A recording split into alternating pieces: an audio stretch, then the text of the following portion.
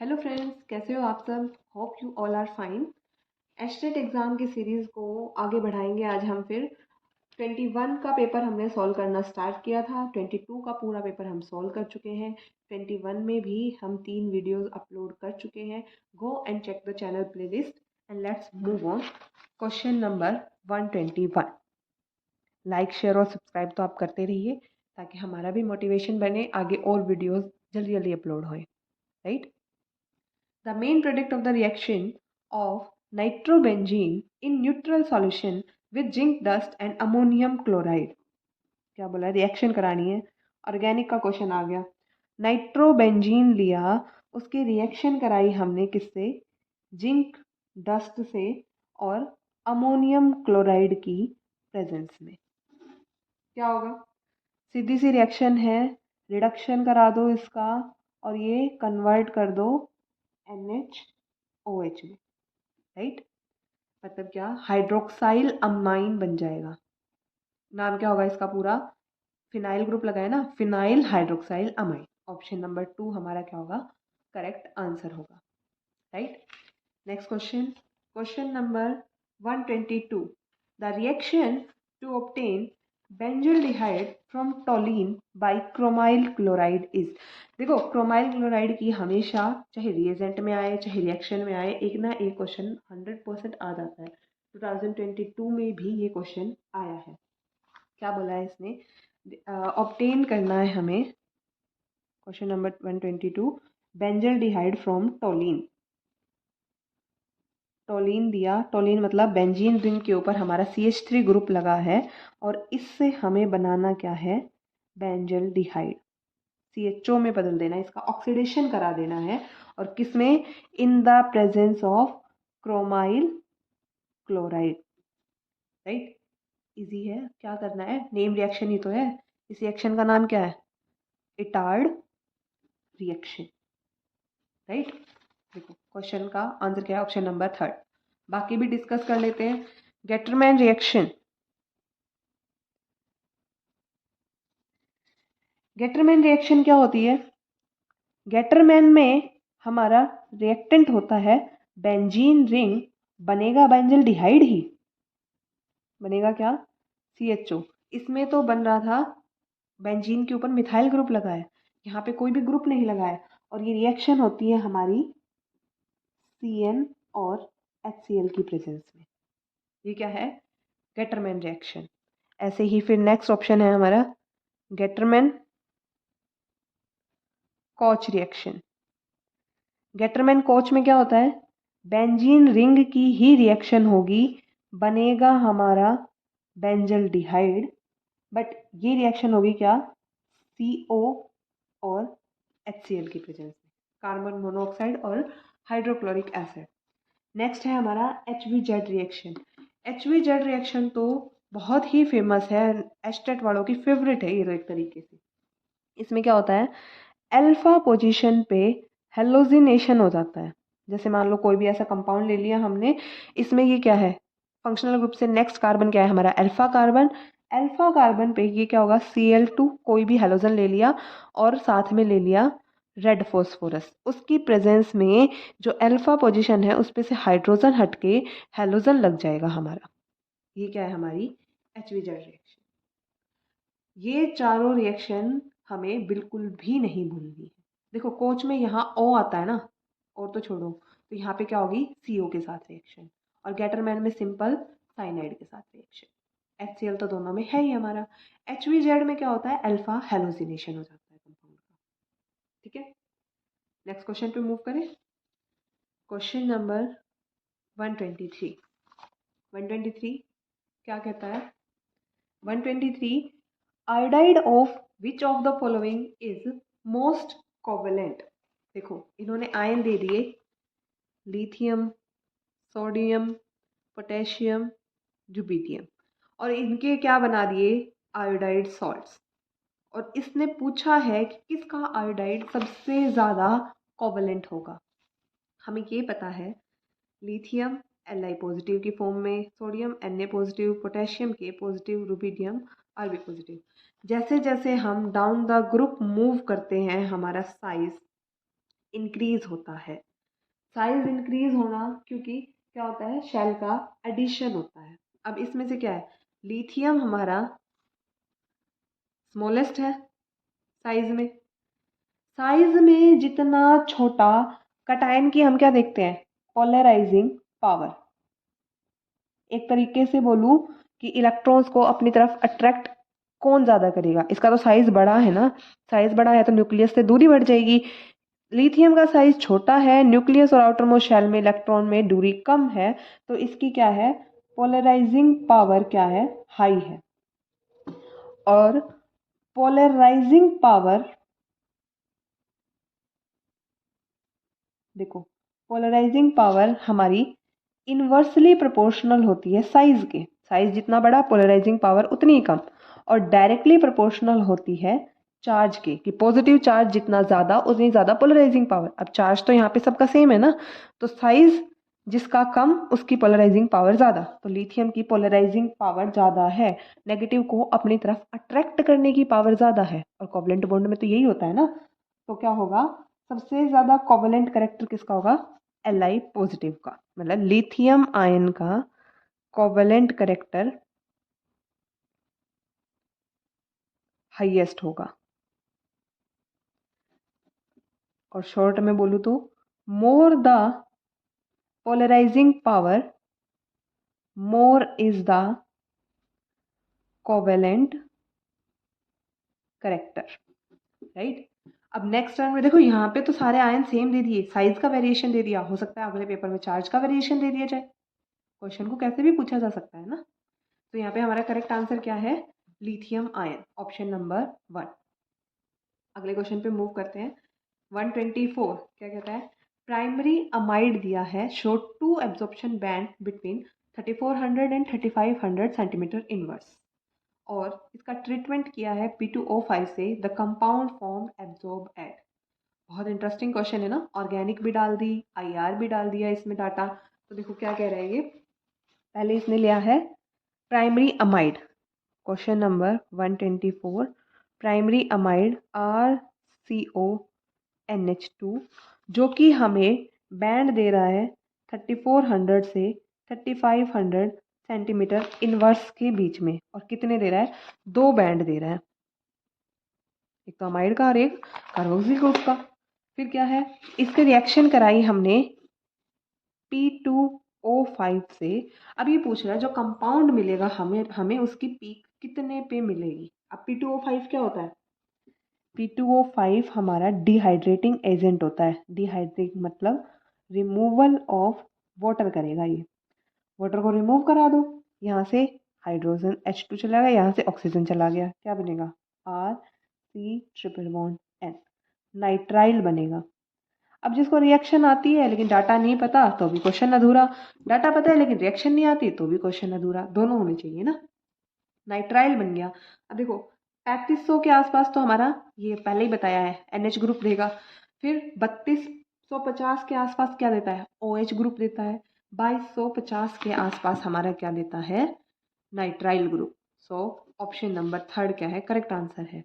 और 1650 बच गया, 1650 के आसपास हमारे क्या देते हैं, कीटोन्स देते हैं। ये कुछ एक वैल्यू तो हमें क्रैम करनी पड़ेगी ना भाई, IR का डाटा तो क्रैमिंग बेस्ड है। तो ऑप्शन नंबर 3 क्या है, करेक्ट आंसर है। अगले क्वेश्चन पे मूव करते हैं। क्वेश्चन नंबर 125 क्या कहता है, चेन रिएक्शन दी है और इसने क्या पूछा है, फाइनल प्रेडिक्ट पूछा है हमसे। क्वेश्चन नंबर 125 क्या दिया है, बेंजीन रिंग C6H5 और ये CH2OH, यही दिया है ना हमें। इसकी रिएक्शन करानी है HBr के साथ। देखो क्या है यहाँ पे, ये पॉजिटिव नेगेटिव में, ये OH क्या है, नेगेटिव, यहाँ क्या होगा, एसिड बेस रिएक्शन। और क्या होगा हमारा, एसिड बेस रिएक्शन में हमारा वाटर बाहर निकलेगा, H2O निकल गया, और बचेगा क्या, OH की जगह हमारा Br लग जाएगा। A तक आ गए।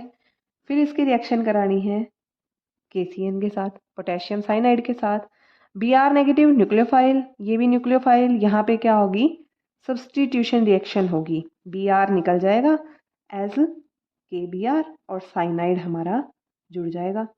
जोड़ दूँ, ज़्यादा मुश्किल नहीं है ना रिएक्शन, इजी है। अब नेक्स्ट स्टेप में क्या दिया है इसने, हीट और हाइड्रोलिसिस। जब साइनाइड की हाइड्रोलिसिस करवाएंगे तो वो क्या होगा, एसिड में कन्वर्ट हो जाएगा, सी साइनाइड की जगह COOH ग्रुप लग जाएगा। ये क्या है, हाइड्रोलिसिस, राइट। सो ये क्या है हमारा, बेंजोइक एसिड तो नहीं है ना, अगर यहाँ पे CH2 नहीं होता तो बेंजोइक एसिड हो जाता। ये क्या है, फिनाइल इथेनोइक एसिड, ये 1 ये 2 फॉर इथेनोइक एसिड, और ये क्या है, फिनाइल सब्स्टिट्यूट। ऑप्शन नंबर 2 क्या है हमारा करेक्ट आंसर, राइट। अगले क्वेश्चन पे चलो, क्वेश्चन नंबर 126। 126 क्या कहता है, pKa और CH3COOH मतलब इथेनोइक एसिड की pKa वैल्यू दी हुई है इसने, इथेनोइक एसिड की pKa वैल्यू दी है 4.75। Hence mixture of sodium acetate and acetic acid can be used for preparing buffer solution. Buffer solution बनाना और उसकी पीएच पूछी है, डैम इजी क्वेश्चन है, बस आपको रिलेशनशिप पता होना चाहिए। बफर रेंज कैसे निकालते हैं हम, बफर रेंज का सीधा सा फॉर्मूला होता है हमारा बफर रेंज की पीएच निकालने का, pH equals to pKa value और ±1, बस। मतलब क्या होगा, 4.75 ±1, -1 करेंगे तो आएगा 3.75 और +1 करेंगे तो आएगा 5.75। क्वेश्चन सॉल्व, कुछ करना था इसमें, नथिंग। तो हमारा ऑप्शन नंबर 3 क्या है correct answer, right. Next question, question number 127।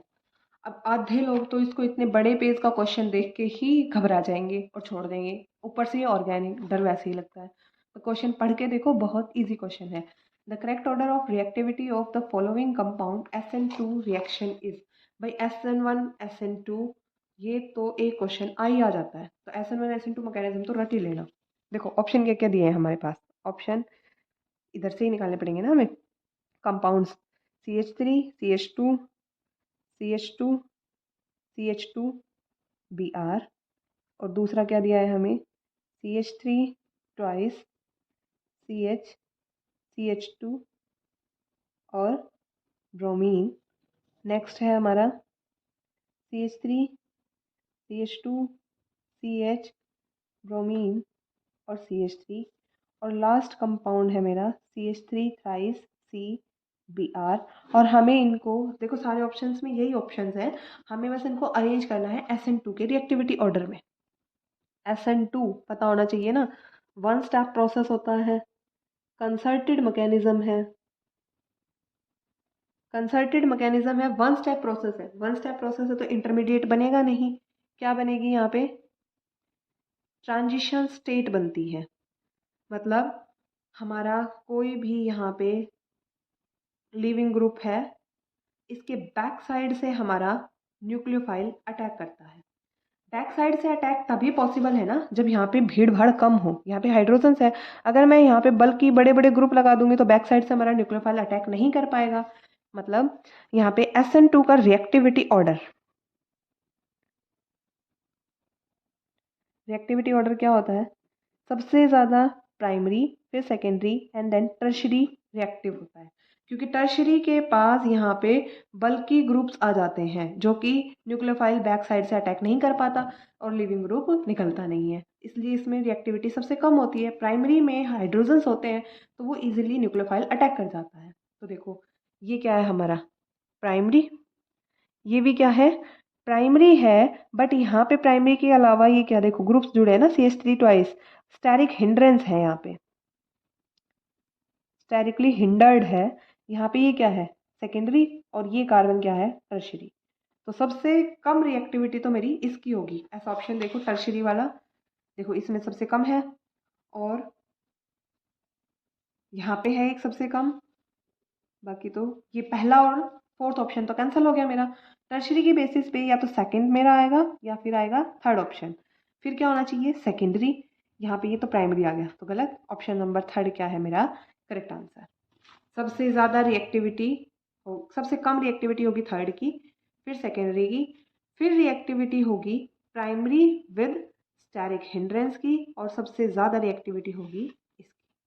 ठीक है, ऑप्शन नंबर 3 मेरा करेक्ट आंसर होगा। अगले क्वेश्चन पे मूव करते हैं। क्वेश्चन नंबर 128 क्या कहता है? ग्लूकोज। भाई ग्लूकोज भी इनका फेवरेट क्वेश्चन है। 3-4 ही क्वेश्चन बनते हैं, reaction with bromine water, reaction with HNO3, reaction with bromine, या फिर पूरा रिड्यूस करना है इसको। ये रिएक्शंस तो रट लेना, एचटेट 2022 में भी आई। क्या बोला है? ग्लूकोज की रिएक्शन करानी है हमें ब्रोमीन वाटर के साथ, और प्रोडक्ट बताना है क्या होगा।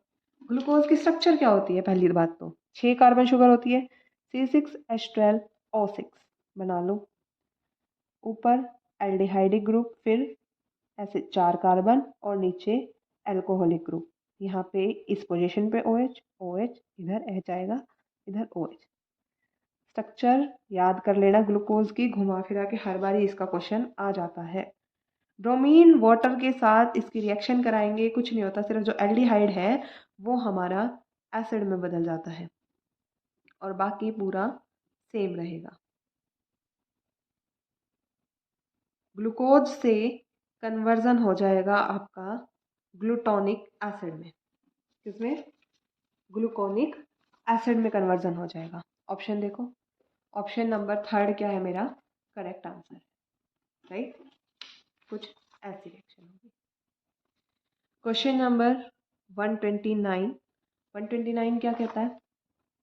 The Van 't Hoff factor for 0.1 molar BaNO3 barium nitrate solution is 2.74. Then the degree of dissociation निकालना है। अब हमें पता है वान टॉप फैक्टर को हम डिनोट करते हैं I से। कितना दिया हुआ है? 2.74। वान टॉप फैक्टर की वैल्यू दी हुई है मुझे, वान टॉप फैक्टर की वैल्यू दी हुई है, और डिग्री ऑफ डिसोसिएशन पूछा है। डिग्री ऑफ डिसोसिएशन क्या होती है? अल्फा। क्या होती है हमारी? Van't Hoff factor -1 divided by x plus y -1। I क्या है? Van't Hoff factor. x क्या है? Cation, number of cation molecules. y क्या है? Number of anion molecules. हमें क्या दिया है? Barium nitrate, BaNO3 twice. Cation कितने हैं? Barium as barium 2 positive plus NO3 negative. यहाँ पे क्या होगा? बेरियम के कितने आयन हो गए?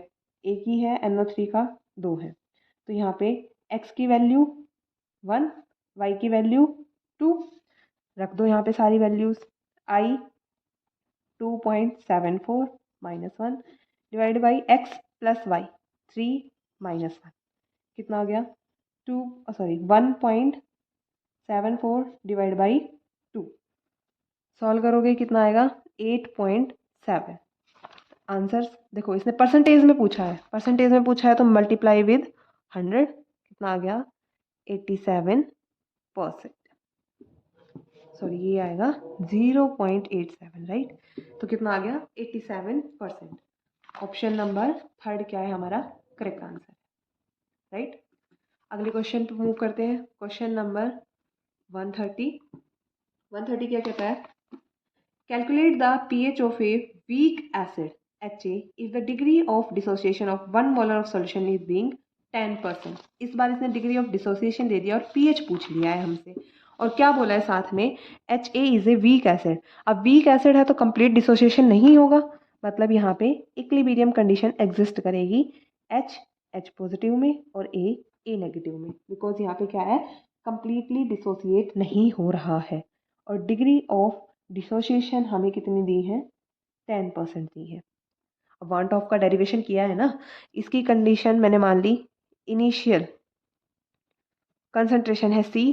इनिशियली जब रिएक्शन स्टार्ट ही नहीं हुई है, प्रोडक्ट बनना ही शुरू नहीं हुआ है, तो यहाँ पे 0 फाइनल कंसंट्रेशन जब डिसोसिएशन स्टार्ट हो गया है, उस स्टेप पे फाइनल कंसंट्रेशन, ये कुछ ना कुछ अमाउंट टूटा होगा, उसकी कंसंट्रेशन में से मैंने मान लिया अल्फा टूटा है, तो ये भी C अल्फा बना होगा। तो यहाँ पे क्या आएगा? C × 1 minus alpha, right? अब देखो हमें क्या निकालना है? हमें pH वैल्यू निकालनी है।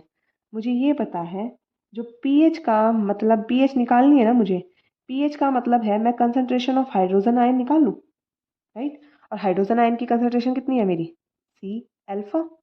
डिग्री ऑफ डिसोसिएशन मुझे दिया है कितना? 10%। कंसंट्रेशन मुझे कितने दी है, 1 मोल, लिख दो 1 मोलर इंटू 10% का मतलब क्या है, 10/100 मतलब 0.1 कंसंट्रेशन आ गई मेरी हाइड्रोजन आयन की। अब मुझे ये पता है मेरा पीएच का फॉर्मूला होता है minus log of concentration of H positive ion, तो माइनस लॉग ऑफ 0.1, ठीक है, माइनस लॉग 0.1 को क्या लिख सकती हूँ, 10⁻⁻1, और लॉग a⁻⁵ क्या होता है, b आगे आ जाता है लॉग ऑफ a, राइट, ये कर दो माइनस -1 log 10 क्या होता है 1, और ये माइनस माइनस प्लस 1, तो आंसर आ गया मेरा 1, ऑप्शन नंबर 1 ही है मेरा क्या है करेक्ट आंसर। ठीक है, दैट्स ऑल फॉर टुडे। आगे के क्वेश्चंस हम वीडियो के नेक्स्ट पार्ट में डिस्कस करेंगे। ठीक है, thank you, have a nice day.